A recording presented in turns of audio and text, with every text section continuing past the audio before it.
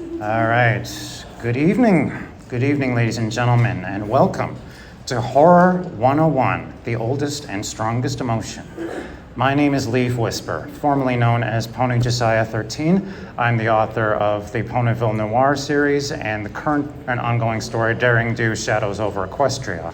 I am an expert on Lovecraftian lore and a peruver of horror fiction and of every kind. So, I feel I know a few things about writing horror, which is what we'll be discussing today. I appreciate you all coming here, and let's get started. First of all, let's ask the question, what is horror? Horror is, in essence, a genre of writing that is designed to evoke fear in the audience. But that brings us to another question. What is fear? Now, let me tell you something that a lot of horror franchises do not understand. Fear is not the boogeyman leaping out of the closet with a knife held out. Fear is not the shark that comes in with teeth bared. Fear is not the jackboots pounding down your door in the middle of the night. Fear is in here, ladies and gentlemen. Fear is in your mind. Fear is the anticipation, the worry of what might come next. And that is what the horror writer must try to evoke. Look, you must try to make your reader wonder what is going to happen next and make them certain that it's going to be something terrible. Now, when you start writing a horror story, the first thing you'll want to know and decide is choosing your fear. What exactly is the fear, the conflict that drives the story? What and specific type of fear are you trying to evoke in your characters and thus in your reader? The best way to come up with that is to ask yourself a simple question. What are you afraid of? And extrapolate that to decide on what your fear in your story is going to be. If you are, for example, afraid of bugs or spiders, you might write a story about horrible man-eating spiders. If you're afraid of fire, you can write about a pyromaniac on the loose. If you're afraid of your loved ones dying, and you might write a story about your loved ones coming back from the dead, and so on and so forth. Then when you're choosing your fear, you want to ask yourself, why is this scary? The truth is, no good fear is scary just because it's scary. For example, to make an example of that, we've all gone through haunted houses where the dummy comes out of the shadows, waves his arm, and yells, "Rad!" And that is scary for the sake of being scary.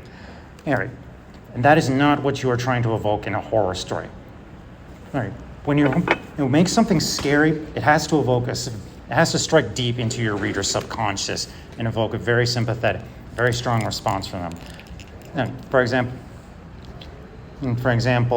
the giant spider isn't scary just because it's a giant spider. It is scary because of the idea of being hunted down and defeated and eaten, and by something that is very much bigger and predatory over us, invoking the primal fear of being eaten. And the zombie plague is not scary just because they're zombies. They're scary because it brings up the idea of being relentlessly hunted down by an enemy you cannot fully fight or contain. Dracula is not scary just simply because he's a vampire who sucks on people's blood. He is scary because he represents corruption and an erosion of the spirit and an unwearying, unrelenting enemy that cannot be easily defeated. Extrapolating on that, when you choose your fear, you want to decide what threat it poses as to the characters and thus as to the reader. And by threat, I don't necessarily mean physical safety. You can also have intellectual safety, a sort of fear of losing your mind, losing your sanity. For example, the story "The King in Yellow," the original story. It was basically the original Kickstarter of the surreal horror genre, where you couldn't understand what was real and what was not. Edgar Allan Poe touched on this as well. The threat might also be coming from, for example, your institutions, the idea that the people that you're supposed to trust take care of you who might not be trustworthy. Orwellian fiction like 1984 and Animal Farm touched on this with the idea that your leaders are not trustworthy. The threat, it could even be moral, coming in with the idea of the protagonist, and thus the reader might not necessarily be a good person no matter how well dressed up their intentions might be. Mary Shelley's Frankenstein I would argue, a type of horror that's focused on moral horror, or where it becomes evidently clear that the protagonist, Victor Frankenstein, is the true monster of the story. And when you're choosing your fear, you also want to decide what effect it has on the story. The broad reaching effect on the setting that it will have, and on the characters, and thus how it will affect your reader. This will tie into the setting, into how your characters will react, into what knowledge they have, how they respond to the threat, and so on. We'll touch more on that in a little bit. And this brings us to rule number 1 out of horror writing. Ladies and gentlemen, if you take nothing else from this panel, please take this one thing. Never, ever, ever tell the full story. Do not pull back the curtain. Do not explain what the monster is or where it came from. Do not tell them the origins of the curse. Don't. The key to fear, as I said, is making the emotion in your readers' minds, the dread, the anticipation. And your readers will always come up with something worse than you could ever come up with. If you pull back the curtain entirely, you will inevitably disappoint the reader, and worse than that, the fear will go away because they will understand what is happening. Then once you've chosen your fear, you also want to choose your protagonist. Remember that the protagonist in a horror story is a vehicle through which the reader experiences the fear. Here. Thus, the fear has the effect the fear that the protagonist has on the story. If you imagine the fear as the roads, the protagonist is a car driving on the road, and you want your reader to be the passenger. You have to consider how your protagonist relates to the fear. For example, in classic Lovecraftian fiction, the protagonist was often an educated fellow who was researching secrets that mankind should not know when learning things that they come to dread. And how they relate to the fear, it might be through a family curse that they inherited, and it's something they have to get rid of. It might be just a random passerby that came on this quiet little town where things were a little too strange. So they might be a mad scientist who resurrected something that they should not have. They might simply be your average Joe who was unintentionally confronted with this terror. And you have to consider carefully how your protagonist relates to the fear and how they will respond to when the fear advances, to when the fear makes its appearance to them. What training might they fall back on? What backgrounds do they have? What knowledge and experience do they have? And what will they do to try to cancel out the fear? Think about and try to put yourself in the shoe of the protagonist and think very carefully about what you would do in that situation. But this brings us to another interesting point. What if your protagonist is the fear? For example, in Edgar Allan Poe's The Telltale Heart, or in The Cask of Amontillado, where the protagonist, the narrator, is the mad murderer who is telling the story. Characters in stories like this often use a trope called the unreliable narrator, where what the narrator tells the protagonist may not necessarily be true, or at the very least may be from a biased perspective. The short story, The Repairer of Reputations from The King in Yellow, touched into this very well, where at first the story seems sensible, but as the story goes on, it becomes clearer and clearer that the protagonist is actually completely nuts, and nothing about what they said can be trusted. Using the protagonist as the fear is also, I think, an excellent using a sort of broken mirror to the reader, where you're holding up the protagonist as a sort of cracked mirror to the reader and saying, "This could be you." For example, in the Cask of Amontillado, the protagonist mentions that he killed Fortunato because of a slight or an insult on the Fortunato had committed against him. And right up until he starts boxing Fortunato in, and the protagonist seems fairly calm, lucid, and reasonable, and even friendly to Fortunato. Now, what you're doing is you're holding up the broken mirror to the protagonist and saying, how close would you be to becoming this person? So the key, using a protagonist as a fear is key, is a good choice if your fear is something like insanity or evil or corruption. And the idea that any person, including the reader, could become tainted and corrupted and just turn into a monster or at any given time, simply because of bad choices or circumstance or what have you. The key to such stories, I find, is finding a good hook. For example, the opening story to The Telltale Heart. True, nervous, very, very dreadfully nervous I had been and am. But why will you say that I am mad? Right away, you're telling the reader that the protagonist, the narrator, is a disturbed person, and they want to know more. They want to know, is this person truly mad? What did they do that caused them to be considered mad? And are they mad? And by extension, how close am I to madness? One trick I think you want to consider is, will you be honest from the start?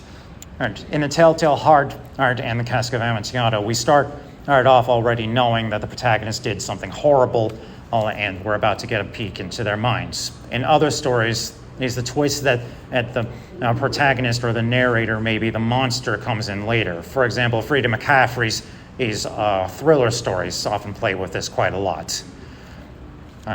And again, the Repair of Reputations from The King in Yellow touched on this. Yes. If you're being honest from the start, you may give away the twist at the end, but you also give an excellent hook and pull the reader in and give them a motivation to keep going, turn the page, find out what happens next. If you're being deceptive from the start, you can portray your protagonist as an innocent victim and pull the twist out at the end. Just be aware that doing so may actually anger the reader because they've grown to sympathize with the protagonist. And so if you're going to be dishonest from the start, try not to make them unrelatable. You want the reader to take themselves in the mirror before they realize that it's cracked, if you understand. And then when you choose your setting for the fear, you want something that complements the fear as well. And the fear very well. In Lovecraftian fiction, a lot of stuff takes place in urban New England because, it's from where H.P. Lovecraft himself was, but it also set the story up as just generic everyday place where everyday people lived and where the readers themselves might live. In Dracula, for example, the setting starts in brooding Transylvania, where it becomes increasingly clear to Jonathan Harker that Dracula is no normal person. And then the setting switches to ordinary England, and where we can see the effects that Dracula's coming has on ordinary people. In closed settings, for example, in Frida McCaffrey's The Inmates takes place in a single ward in an insane asylum, which complements the fear by reflecting madness and isolation and being trapped. The setting should also, you want a setting that will contrast the fear by making it seem very abnormal, very out there. Or alternatively, if you want the fear to be more subtle, for example, in 1984, you can make the fear woven so thoroughly deep into the setting. For example, the idea that you're being constantly watched and monitored by a shadowy government, and that to make it seem normal. You also want to complement the reader because you want the reader to be able to relate to the setting so they feel the fear, and so they can feel the fear.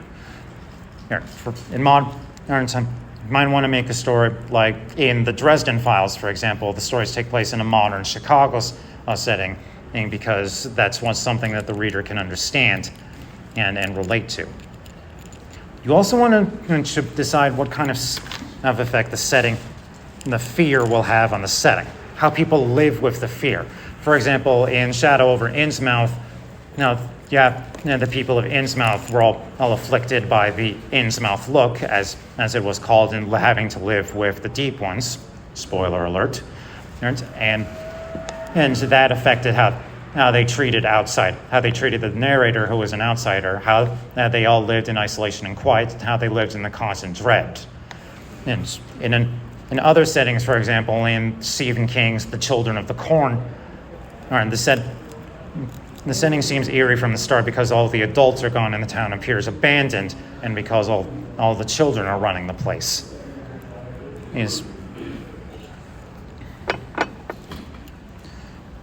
Now, when it comes to fear, I believe that there are 4 types of literary fear that the writer should be familiar with. They are growing fear or suspense, sudden fear or panic, fear of the known, and fear of the unknown. Let's go over these one at a time. Growing fear is building up the tension. This is for painting the scene and introducing the conflict. This is where you start to plant questions and doubts into the reader's minds. The growing fear is the creep you get the door, the shadow that doesn't quite match with your surroundings, the strange man and that the protagonist sees following them everywhere. The slightly off way that the ordinary townspeople talk. This is just to ratchet up tension. You also want to plant questions in the reader's minds. What's going on here? You want to make them curious so that they'll keep turning the page to try to find out what's going on. And you want to say, what's going on here? Where did that person come from? What do they want? Who wrote that letter that brought the protagonist here? Then tension builds up and up and up, and eventually the reader will be begging. You do it right, the reader will be begging you to just tell me what's going on. The trick with growing fear is to not let it build up for too long. No, you don't want the reader to get bored and lose interest. But after growing fear comes sudden fear, the jump scare.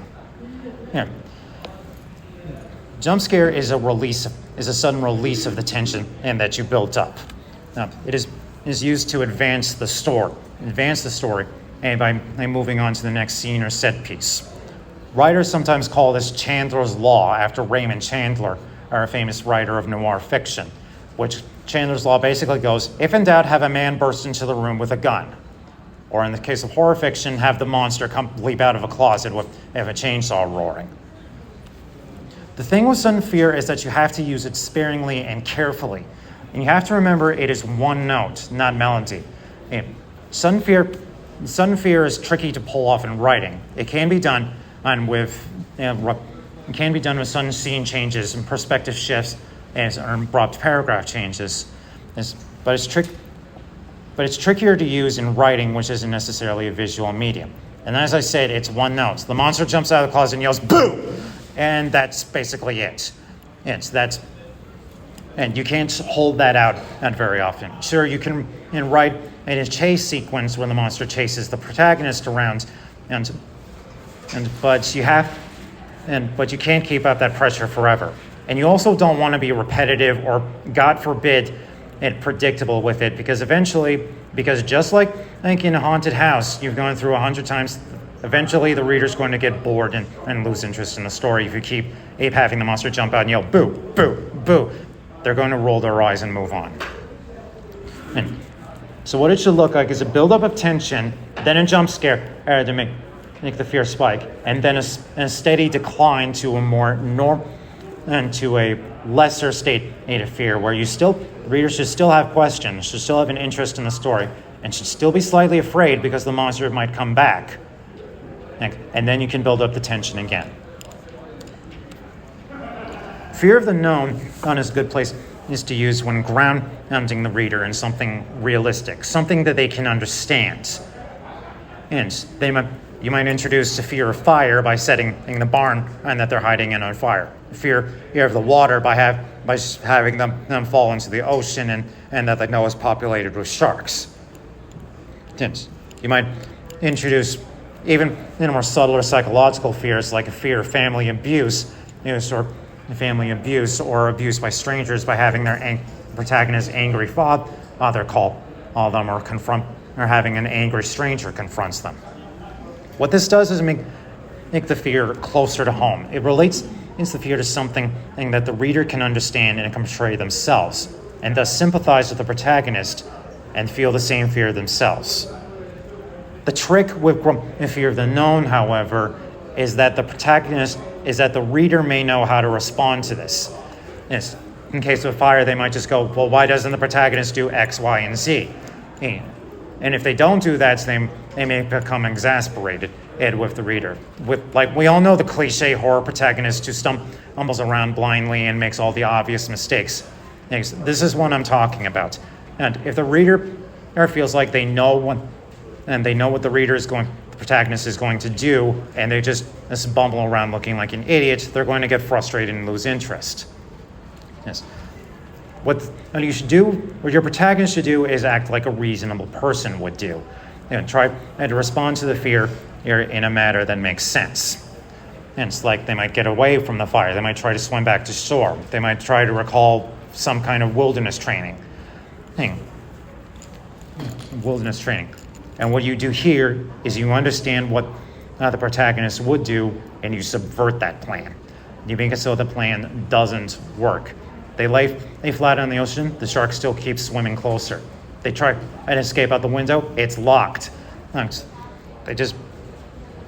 hang up the phone on their dad. The dad keeps texting away at them. This ties into compounded fear.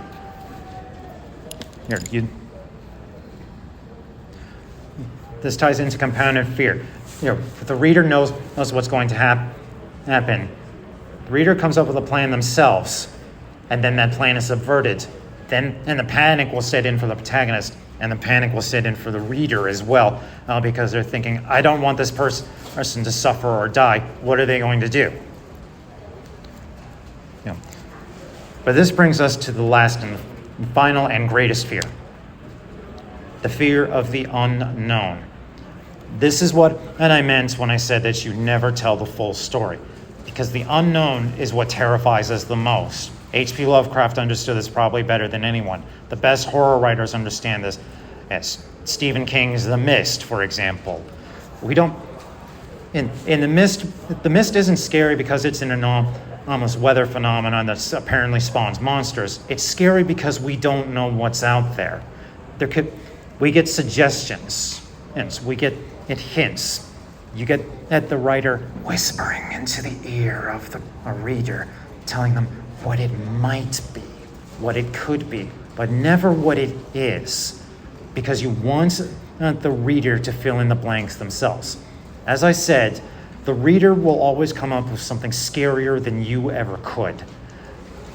And you want them to become their own worst enemy in this, is so that they terrify themselves with what scares them the most. You always leave some questions unanswered. For example, once you're wrapping up the story, you might lead off with just a simple question like, was the monster truly defeated? Is the protagonist actually insane, or did all this actually happen? And what was that curse on that tablet? Why would the aliens go after that protagonist when they were just an innocent kid? You don't answer those questions. Let the reader come up with those. We'll do a case study of one of my favorite stories, the short story Dagon by H.P. Lovecraft. Is there anyone here who is not familiar with that story? Good. All right, so I'll give you a synopsis of Dagon. The story is written by a former sailor who at the start of the story is writing a suicide note and trying to explain his experiences as when he was shipwrecked. He was a castaway at sea years ago.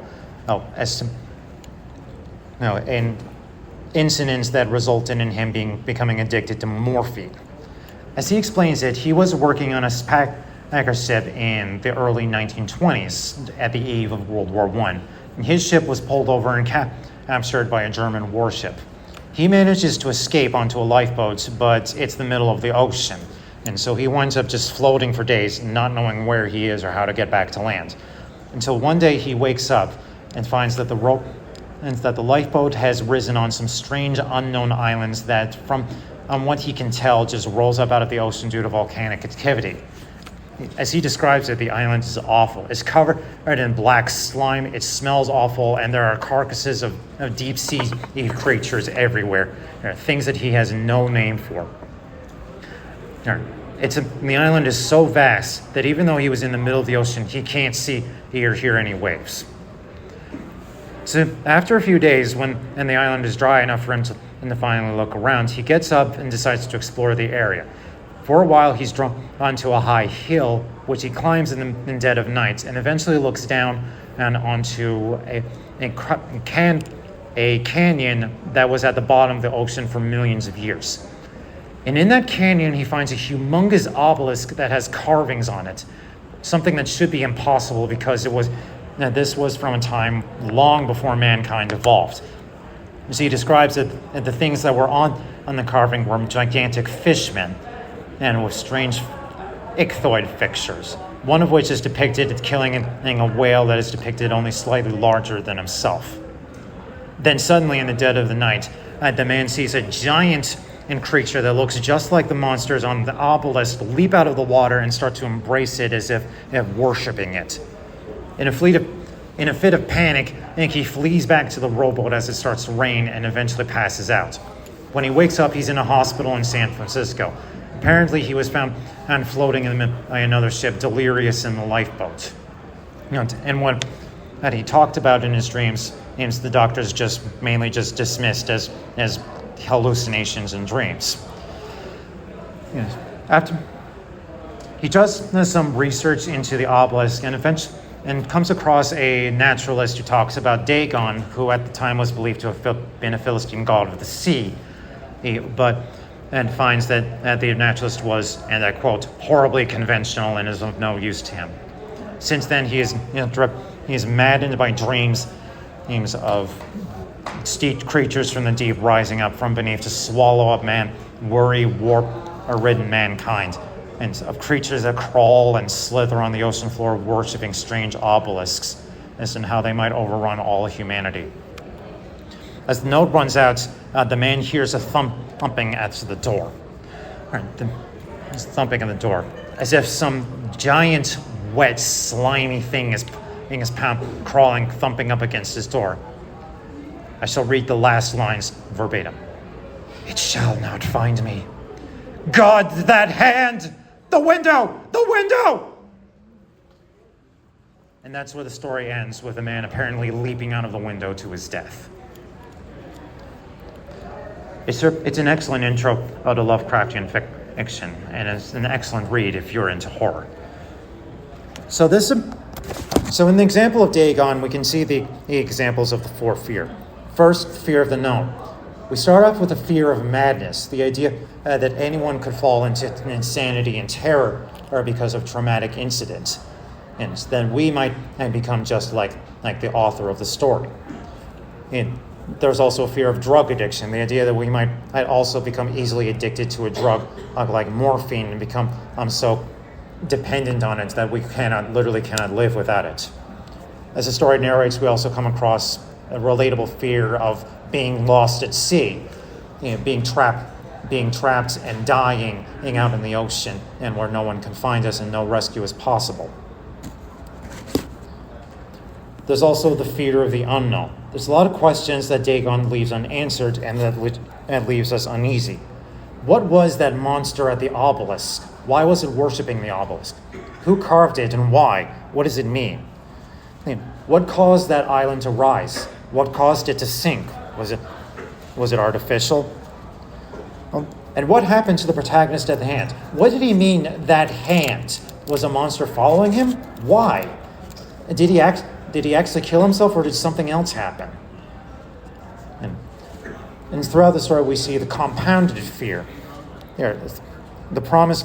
We start off with the compounded fear as the promise of awful things. The description of the protagonist straight up tells us something horrible happened to us, and I'm going to tell you what happened, which is an excellent hook to bring us in, and builds up tension over the story because we're constantly wondering what happened to you.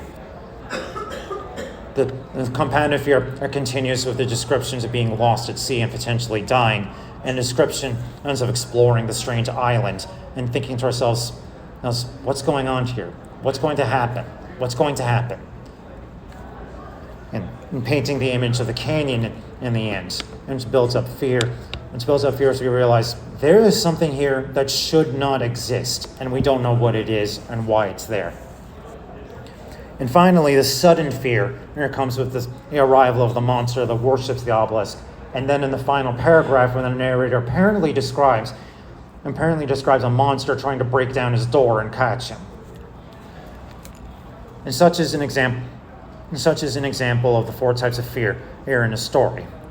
And have an example of how you should write those fears in your story. The fear of the known, to ground your reader and give them a fear that they can understand.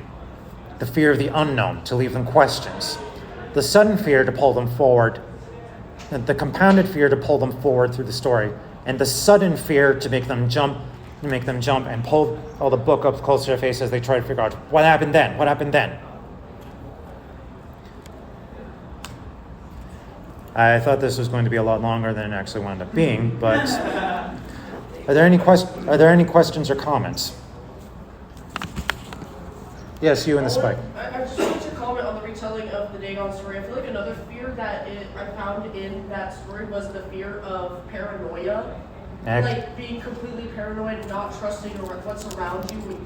It's a fear of the unknown, but also the known, combining into one, causing like a form of paranoia. And it to me, that's what I felt from that story. Excellent. That's a very good point. Paranoia. I'm glad you said that. Paranoia is ultimately what compounded fear is all about. You want to give the protagonist, and thus the reader, the sense that something is not right, and something bad is going to happen. That's what all the buildup is for. I'd also like to comment and here, what I'm giving you is details specific to writing a horror story. You have to remember that a horror story is still a story. It has a beginning, a middle, and an end. It has an introduction, a conflict, and a climax, and a resolution of that climax.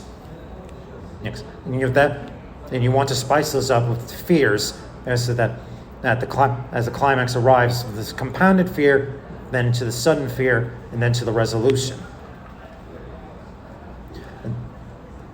Yes. Okay. So obviously, the panel is aimed at the idea of a story where the main focus of the whole story is horror.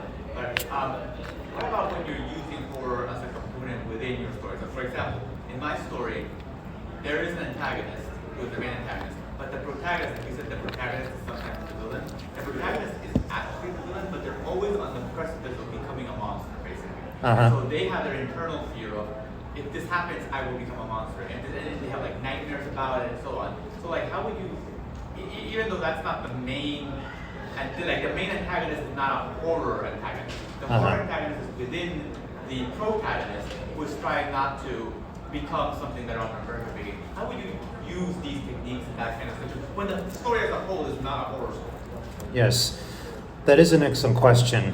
Not every story needs to be a horror story to have horror elements. What I would say in your suggestion is you have, and this is something that I actually know about because there are several books I like. For example, The Dresden Files by Jim Butcher,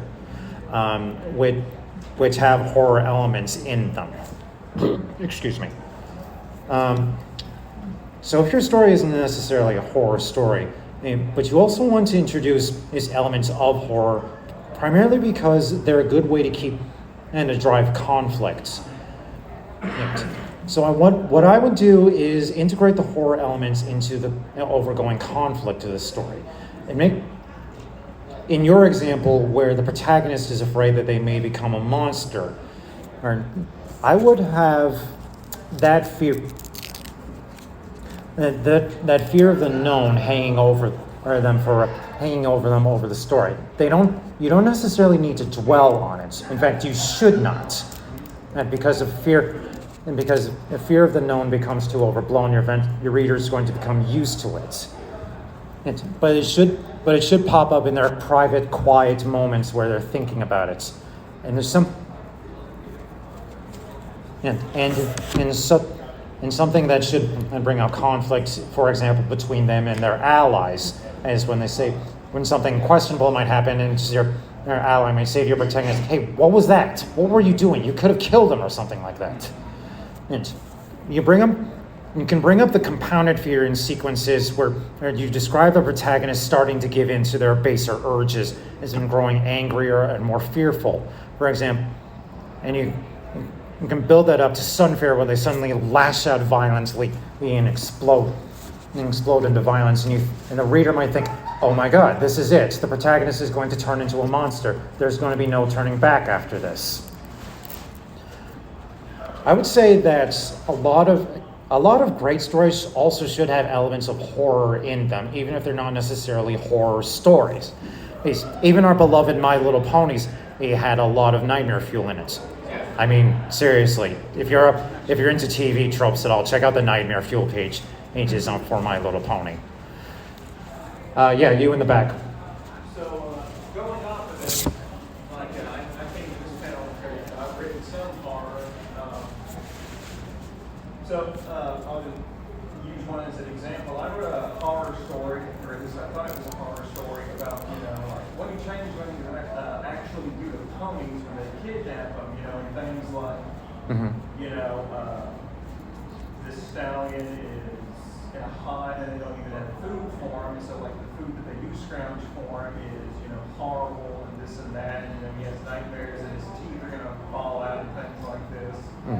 But I had a reviewer on FinFiction, Paula Sarin, look at it, and he said it just wasn't much of an actual horror story, and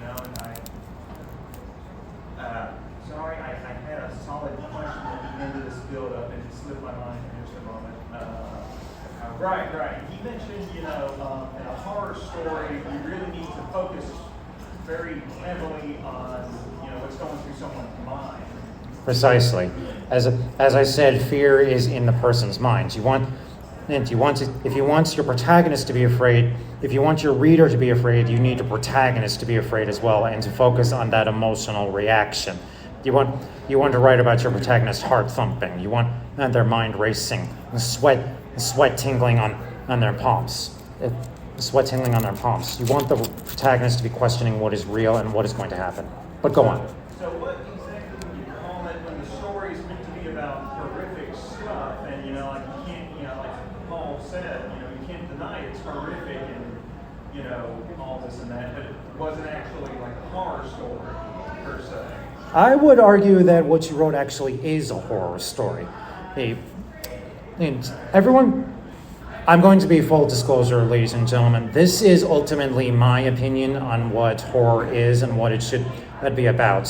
And as you might have guessed, I am very passionate about horror, and I believe that there is an art to it that a lot of people ignore. But you don't necessarily.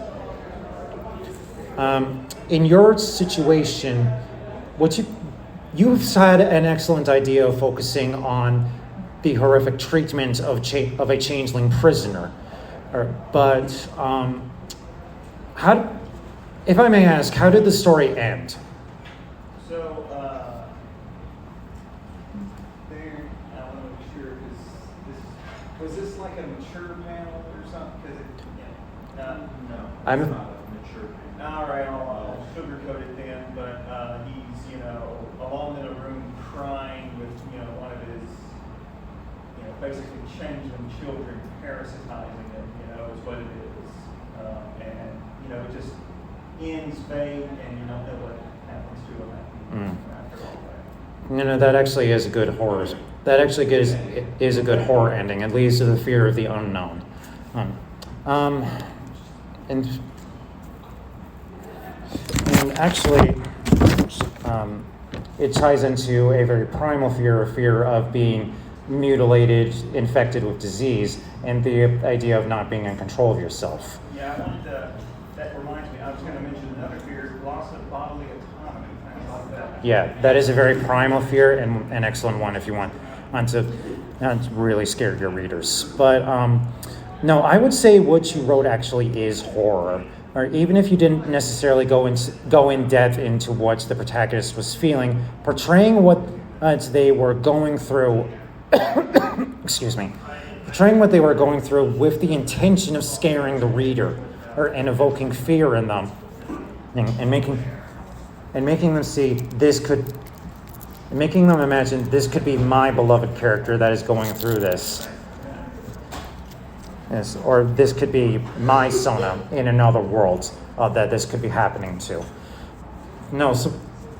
So everyone has their own opinion. Everyone has their own opinion on what horror is and is not, and that's going to be one of the followings things of being a horror writer, because what scares one person might shrug off another person. I, for example, absolutely love Lovecraftian horror. I'm all about big lore, alien. And giant aliens, strange gods, weird cults. But I absolutely scoff at slasher fiction. I do not like slasher fiction. I think it's boring and exploitative to an extent. I mean, I absolutely love Halloween and the soft reboot in 2018, but those are the exceptions, not the rule. I'm just saying the person who might fall deeply into psychological horror about abuse, his victims might scoff at zombie fiction. So there are all types of horror. So write what scares you and what you believe will scare your readers. You in the hat. I just want to comment when you said, you don't want to reveal the full curtain. I just like to comment, I think that's my issue with a lot of the recent, although we're almost pretty good, their issue with the Alien franchise where they keep trying to explain the xenomorphs. And to me, they're scarier as just an animal in space. But when they explain them, oh no, they're a bioweapon of the engineers and all that, I'm like, great, now I'm less scared of them. Precisely. Because it's less primal that way. And precisely. That is exactly why you never tell the full story. Because, as I said, you will disappoint the reader. And more than that, if you explain the fear, then they're not scared of it anymore. The fursuit person. Would you consider the original Cupcakes and Rainbow Factory to be good horror, and why or why not? And that is a fitting question. Would I consider the original Cupcakes and Rainbow Factory to be good horror, and why or why not? Full disclosure, I have not read either of them in full, but I know the overview of what they are. Cupcakes, I would say no. Cupcakes is torture porn. It is what I think a lot of slasher fiction is. Graphically showing someone dying and suffering in cruel fashions, not necessarily to scare a person, scare the reader, but more to disgust them. That is a distinction that I think a lot of horror franchises do not make. There's a difference between scaring someone and disgusting them. If they're scared, they might think this could happen to me. If they're disgusted, they're going to think, oh, gross, I can't watch, but I can't look away. No, Cupcakes, I think, was written with the intention to disgust and gross out bronies, and it kind of backfired because it became infamous. Rainbow Factory, on the other hand, I think, it does dance on the line a little bit, but I think it is more of a horror story because it invokes more than the fear of being mutilated, it invokes the overarching fear that the society is written on lies, and that a seemingly benevolent society might decide to grind up its children just for something seemingly as innocuous as making rainbows. And the idea that there might a society like Equestria might have something that's so important that they make a terrible cost as to that. So that should evoke a strong fear in the reader. Do I think that that's necessarily they're going for? No. Maybe the author of Rainbow Factory was trying to do something in the vein of Cupcakes and just shock some bronies, but it did come out to be a better horror story. Yes. I have a question based on that. How would you want, if a story, I'm writing a story that is mostly body horror, how do I want to separate disgust and horror? What would be a good way to invoke both of those feelings? That is a very tricky line to land on, and I think ultimately it's going to boil down to reader distinction. What scares one person might just gross out or even annoy another person. But this touches on something I wanted to bring up, and I'm going to pound on slasher films again. Gore, as I said, is not scary. Gore is gross. It is repulsive. Sure, it's scary. It is. Think of gore as like ketchup on a hot dog. It adds flavor and zest to the thing, but no one's going to squirt or a whole carton of ketchup into their mouth and call that a meal. It's not filling. It's just gross. For your sake, in body horror, what I would do is not lean too heavily into the actually describing everything, because that you're just going to sicken the reader, and worse than that, you're going to bog down the story. What I would do is, I'm trying to think more. Are you familiar with the game Look Outside? I am not familiar, but I've heard of it. Actually, Yeah, that invokes very heavily on body horror and mutilation. But it's a video game, so it can pull off visual effect. In print, what I would do is focus more on not just the sight, but a full panoply of senses. The cracking, squishing noises as the monsters move, the overwhelming stench and that they come, the taste they leave in your mouth, of the slimy, clammy way their skin crawls. But I would focus more on the overarching threat, not the physical threats, the idea of mutilation, but the overarching threats that this could be the reader. I'm trying to think of some other examples. In the Magnus Archives, spoiler for those who don't know, there is an entity called The Flesh that focuses exclusively on body horror and mutilation. There is one episode that stands out that involves a gym, and the horror of that episode came from the idea that people were willing to mutilate themselves so horribly in trying to get this perfect body that they wound up becoming something that was not even close to recognizable as human. So for your story, what I would suggest is figure out more of the overarching idea of why these monsters are scary, and it's not just because they're mutilated, and focus more on that rather than just it was really gross and scary. Does that make sense? Yes, it is a little different because it isn't like an outside force, it's from the protagonists themselves. That's causing the body horror. And so that's what I would focus on, this idea, the building up to the climax and the revelation that I am causing this is my fault, and then the horror of realizing I am a monster and what am I going to do about it? And yes? Yeah, about the author with the Changeling story, I was thinking, wouldn't a better source of the protagonist's horror be not what is happening to himself, but his worries about what is happening outside using his shape, what he is being used to do and being blamed for. That is a big payoff at the end would be if he escapes and he sees a party of ponies and thinks they're his rescuers. And it turns out they're an angry mob and they lynch him because of what they thought he did. Yeah, I'm going to let the author comment on that. I did touch on that a little, where he's thinking, oh, okay, surely somebody's going to come save you, and then he realizes they're shapeshifters, nobody even knows he's gone. I did touch on that a little.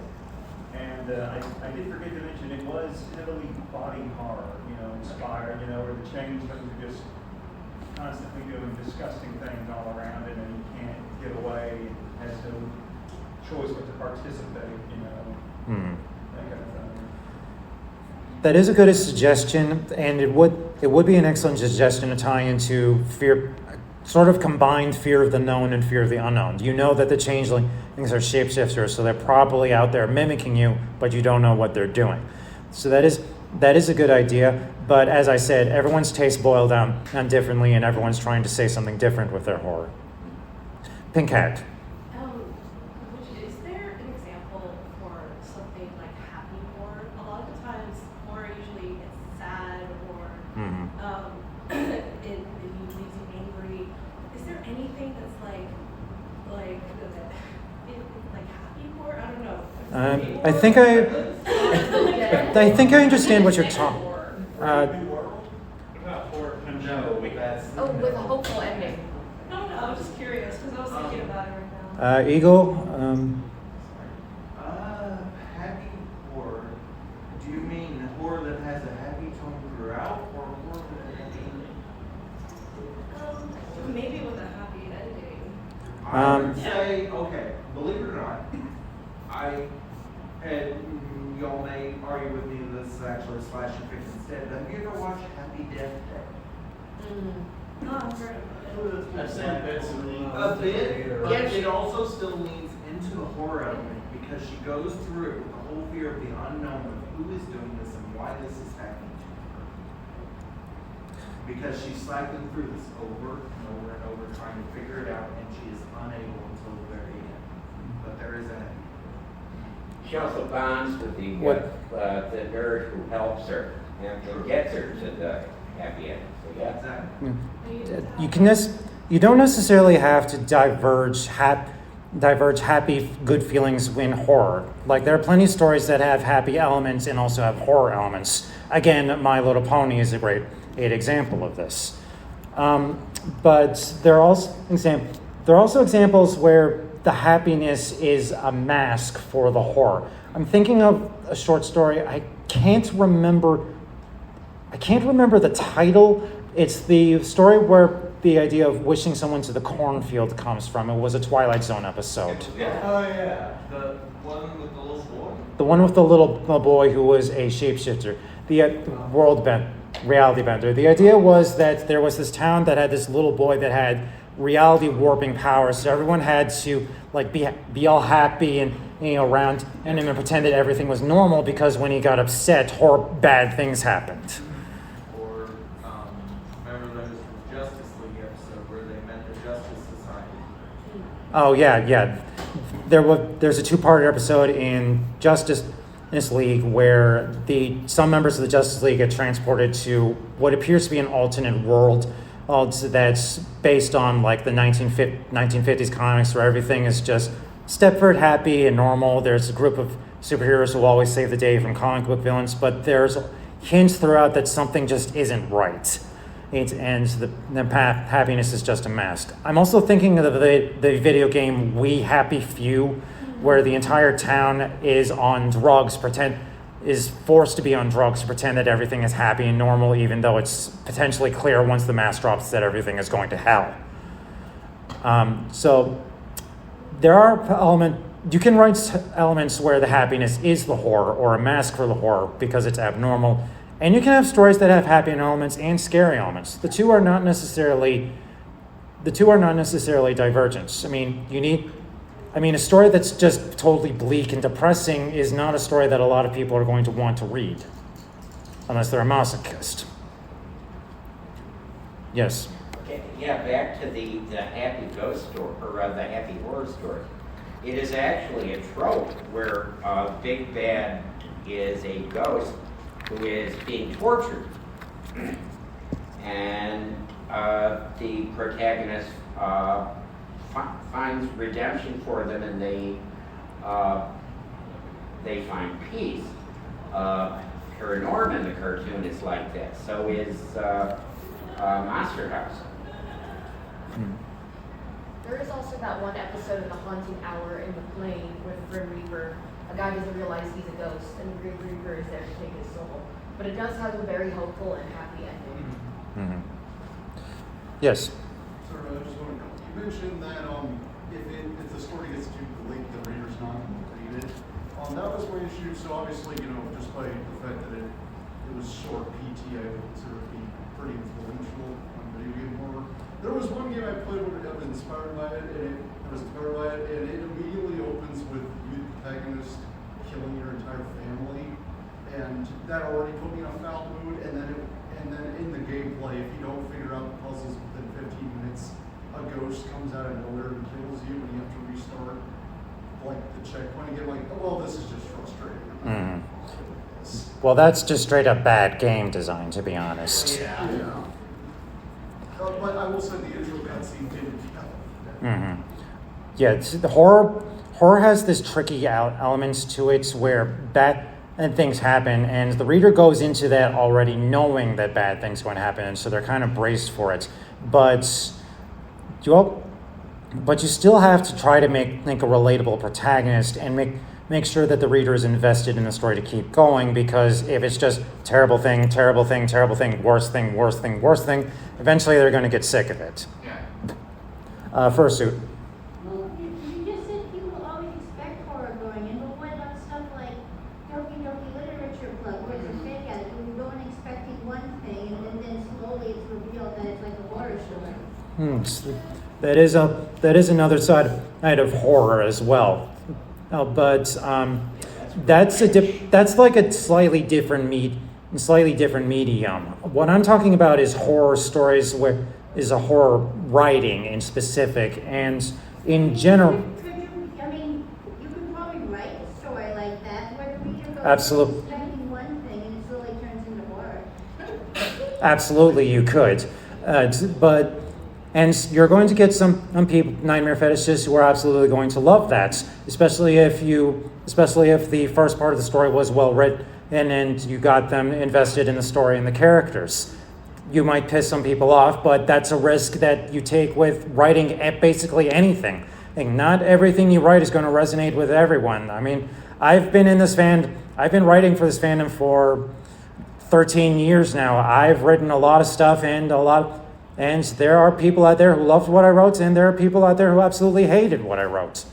Come to think of it, there's a lot of stuff that I wrote that I hate. But I think that's a thing that's common for all writers.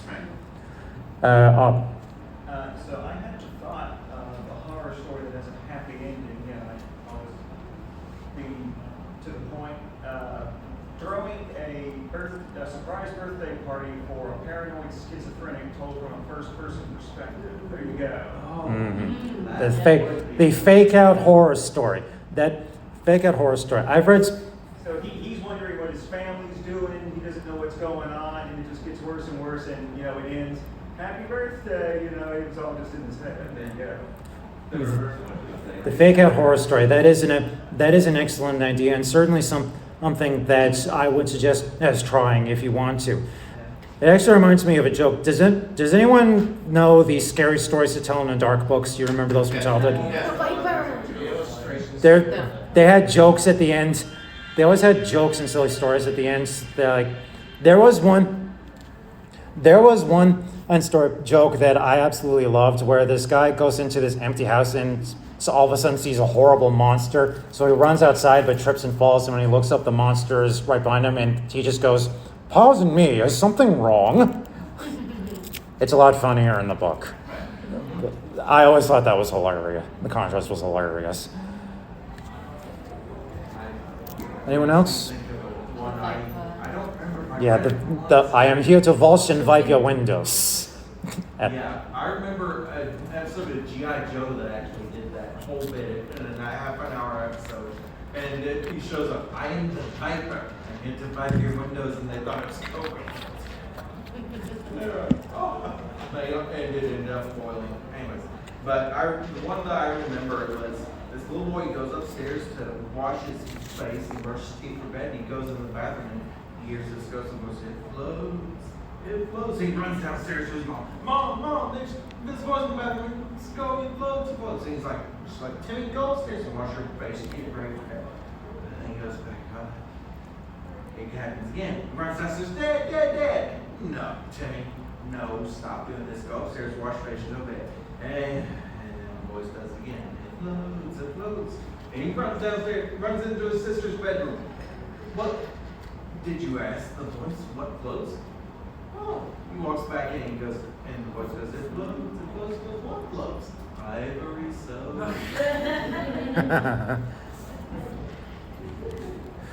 Yes. If an audience already has an idea of a character, how can you subvert expectations without taking away the essence of the character? For stuff like that, I would suggest reading some thriller stories like Frida McCaffrey or oh shoot. Hold on a sec, I need to look something up. There was one author I know of that we're running short on time, but I'll see if I can find it. Never mind, it's not important. But in a lot of stories like that, the narrator comes across as a reasonable, compassionate person who just wants to try and find out what's going on. And in the final chapters, they reveal something that's kind of horrific about them. Like, I recall once Ward 39 by Frida McCaffrey. The narrator mentions throughout the story that they keep apparently hallucinating this little girl, and were initially led to believe that it was just a drug, that they were just drugged, and it's just a drug-induced hallucination. No, actually, we're led to believe that they're nuts. Then it's revealed that they were drugged, and then at the very end, slight spoiler, it's revealed that they've actually been seeing that girl for years and just kind of gotten used to it. So, in tastes like that, what I would do is you want to show the reader that the protagonist, the narrator, genuinely has some good qualities, and that they're just a flawed person and just a flawed, realistic person in general, like anyone else. Like, they have their good moments, they have their bad moments, but they're generally a decent, reasonable person that you might have drinks with that's going through something horrible, and then you pull the rug out at the end and reveal, they're actually nuts, or they were playing us all along. Like that, again, you run the risk of pissing the reader off, but that's a risk that you take with pretty much anything. And so, but ultimately the point of horror writing, as I said, is to make the reader afraid. And if you can trick the reader and make them realize, oh my God, I've been living with a monster this whole time, then they're going to remember that, and they're going to be scared, and they're going to tell their friends about it. I think we need to call it. Yeah, we're going to call it. Thank you for coming, ladies and gentlemen. Thank you for making this successful.